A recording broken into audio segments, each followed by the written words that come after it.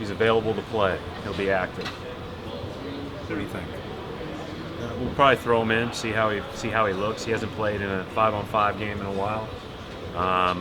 He'll be on a limited minutes, so come off the bench and we'll play.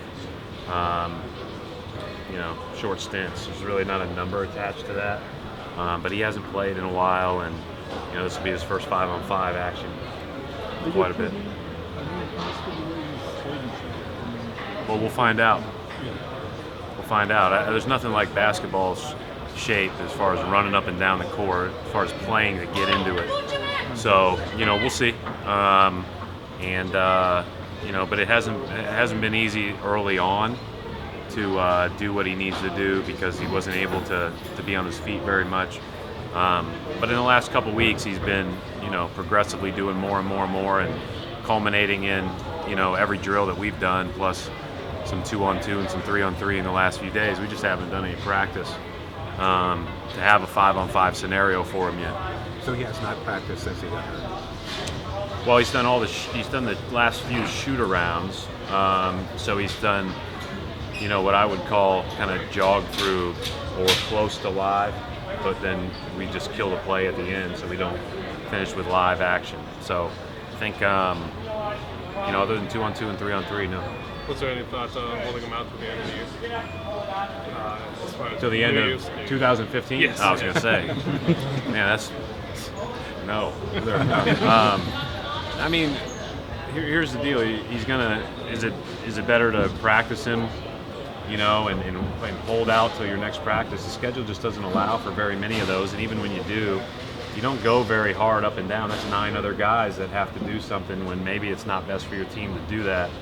So you're just going to have to play and get some of that through playing, and he's going to have to impact the team the best way that he can by defending and by being tough and by being an energy player for the time being. So will he come off the bench for the foreseeable future because you like the way Isaiah and Avery are playing together?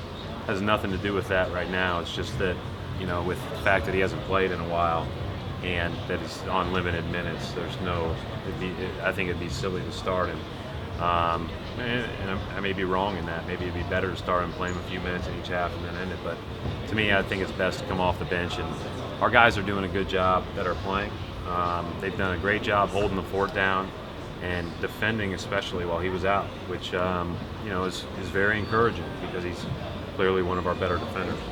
But David still has the back. It feels better today, but he is not going to play. He'll be inactive. Brett, what do you think about how you guys kind of made it through without Marcus out? Maybe a little longer than people might have thought at first. What do you think about the way you guys made it through that stretch without? Well, I've been pretty pleased with how this team has played all the way through. We've had our moments where we haven't played quite as well, and we've had a game or two that, you feel like, I never would say you should have won, but you could have won. But we've also played pretty well at times, and the last 3 games, especially the last 2 on the road, you feel a little bit better about how we're defending and playing. But this will be a different test tonight. This is one of the more physical teams we've played all year. And they showed us that in their first exhibition game. They really manhandled us. And so we'll see how we respond after that road game yesterday. how much is a flaw in the I don't know because I'm not in their locker room every day, but as far as how they play, they lead the league in post-ups, and they're one of the very few teams that post their 2, their 3, their 4, and their 5, and do it very consistently, and they post him a lot. He's a very versatile scorer from there. He's a very good shooter facing the basket, so he adds to their experience level, and he adds to their offensive firepower. And then I think the real thing that probably gets under-discussed with them, because obviously Porzingis and Anthony are big stories, and Lopez coming in, and Afalo, and all those guys are kind of the emergence or the play of the Galloways and the Thomases. Those guys are really playing well, and it's a credit to them, their level of improvement. You just touched on it a second ago, Porzingis. What have you seen when you watch video of him? 7'2", shoots the ball, handles the ball, catches 3 lobs a game. looks like he could be a really versatile defender. You know, can protect the rim.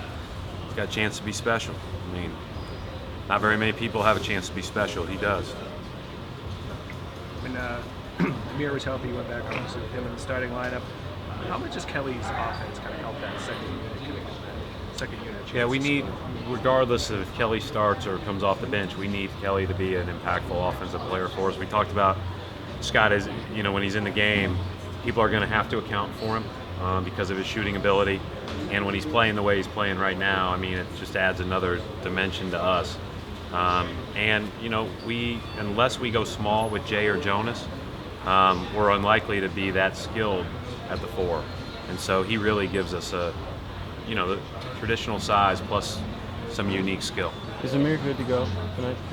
Any limitation on minutes for him? Or? No, not that I've been told. Felt better today. Looks good to go.